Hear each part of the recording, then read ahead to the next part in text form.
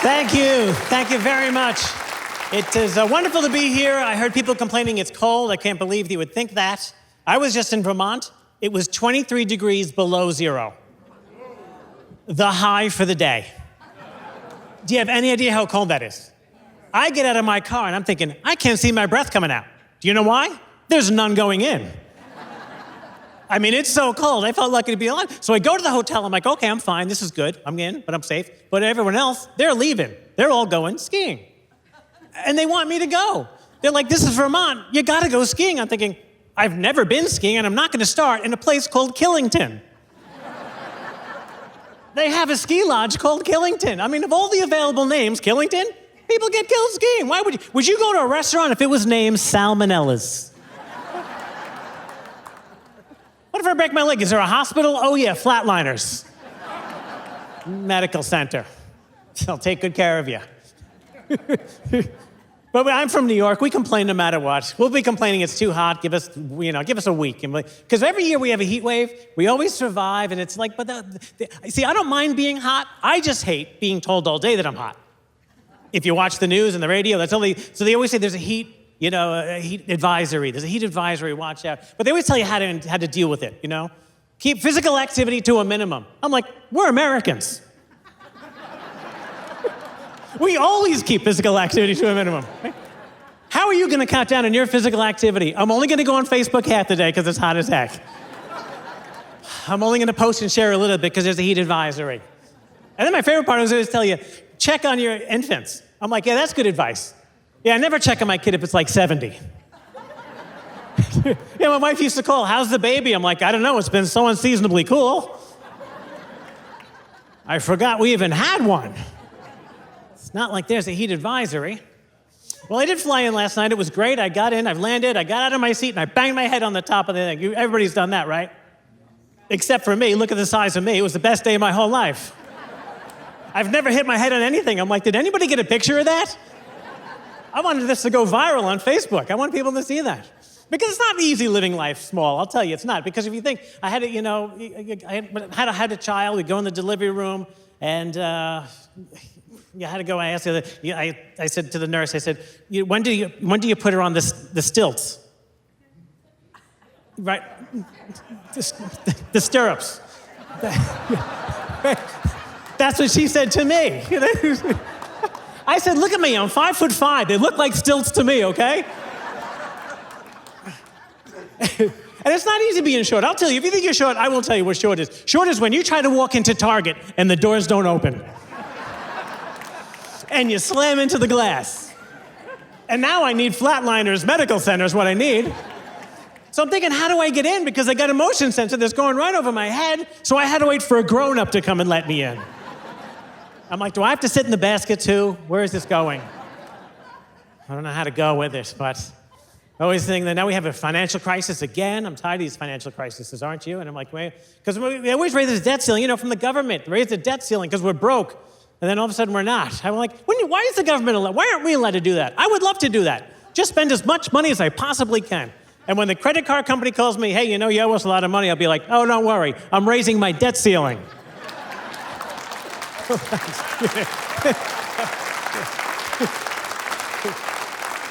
Yeah, I have to vote on it, but I think it's going to pass. So I got my bank account hacked, which is like another facet of this whole problem. So if you don't know, you can't use your phone to do your banking anymore. So now I had to go to the bank in person to make a deposit. I walk up to the counter and I give the lady the stuff and she stops me. She says, excuse me, do you have identification? I said, I'm putting money in.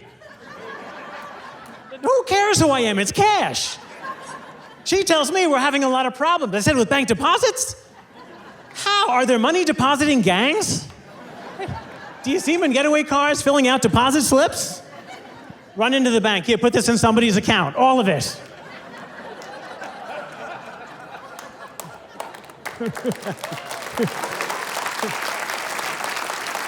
I don't know, checking. No, savings.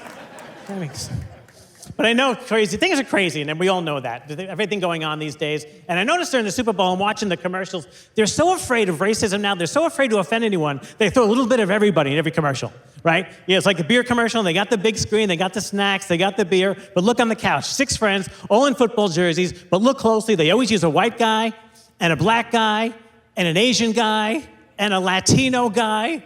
And I'm thinking, I have friends of all ethnicities, but I don't have them all over at the same time.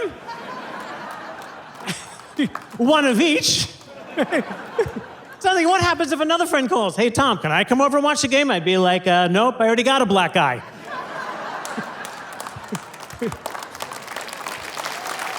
Thank you. I could use a Greek Orthodox, has one of those. Okay. Thank you so very much. God bless.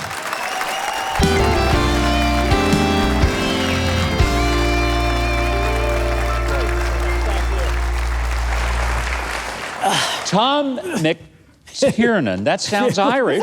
This is how short I am. Look at this. I need a booster chair or something. We'll get you one. Yeah. Okay, clearly that is an Irish name. Yes, right? Irish. And I see, look at all the... Yeah, look at all these people dressed up for St. Patrick's Day. How many of you are really Irish?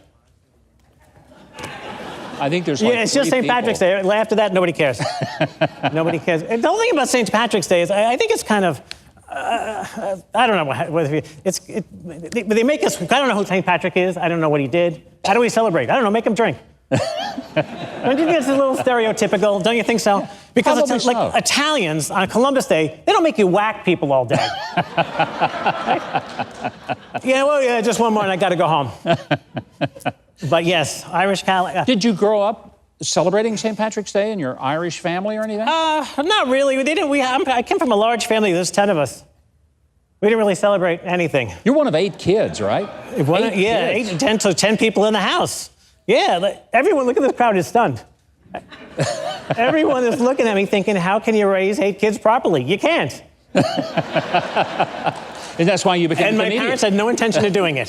So did you decide at an early age you were going to go into comedy because that way you could make fun of your brothers and sisters? Yeah, they would. Well, they don't really. They're part of the whole thing. But it's the whole thing is we had 3 bedrooms and we had 10 people. So they didn't know where to put us. One time my mother opened the closet door. She told me, "This is your bedroom." I looked in. I said, "But there's shelves." And she tells me, "No, it's a bunk bed."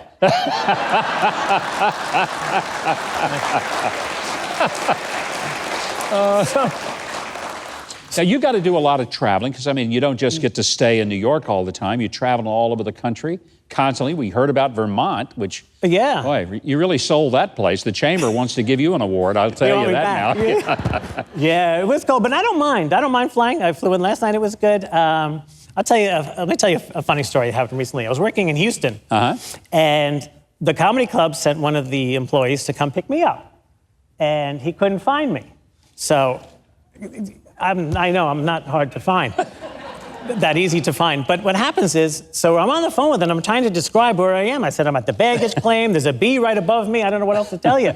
And all of a sudden, I noticed standing next to me, remember the basketball player, remember Hakeem Olajuwon? Yeah, oh yeah. Right, everybody, right? Standing right next to me. Yeah, exactly. Yeah. So the guy from the club says to me, what do you look like? And I said, well, people tell me I look like Hakeem Olajuwon. And he says, oh my God, you do look like Hakeem Olajuwon. And he comes over and... Yeah, and I come over, I said, do I look like a 7-foot Nigerian NBA All-Star player? When you do these comedy clubs, one of the things I guess you got to put up with, hecklers, people out in the audience who think they're going to take it over and they challenge you. Does that happen to you? It does. And the funny thing that you mentioned that, because this was just this past weekend, I'm out there and all of a sudden some guy yells up there and he stopped. And I said, that's the first time I've heard anyone want to heckle and just say, I'm sorry, I can't go through with it. I'm sorry, it's back to you. I'm like, okay, I don't know what to say. I said, I've never heard anybody want to heckle and then just say, I'm sorry, I can't go through with it. And you never knew why? He just I never knew why, yeah. He was like full forge, ready to go, and then just... Do you find that your comedy has to change because so many people get offended by everything today, and everybody gets their feelings hurt? Political correctness has changed the way we even laugh, I think. Has that affected you? Well, you know what you do, at least in my opinion, Yeah. is you kind of make fun of what you're saying, not make fun of the fact of it. You know, it's like recently I had gone to the hospital to visit someone, and I found out the person next to me was recovering from gender reassignment. Okay. Which, if you don't know what that is, it's they used to call it a sex change, right? Right? Yes, that's what they used to call it. But I'm thinking, why would they call it that? Because to me, gender reassignment sounds like you had it done, but it wasn't your choice. Like somehow the government's involved. I don't want to be reassigned. Is this Obamacare? What's going on? I mean, the government is up to some crazy stuff. I don't know if they're doing that or not. They may be. They may be doing it. Would you come back and be with us again sometime? I would love to come back. Audience loves you. We're delighted you're here. Oh, thank you so much. We need more laughter in the world, and you helped us tonight having some. Thank you, Tom. Thank you so very much. Delighted. Now, if you want to see more hilarious stand-up and find out when Tom's going to be performing near you, you can visit him on any of his social media sites. All of them are listed right there on your screen, so take a screenshot of it if you're not a fast writer.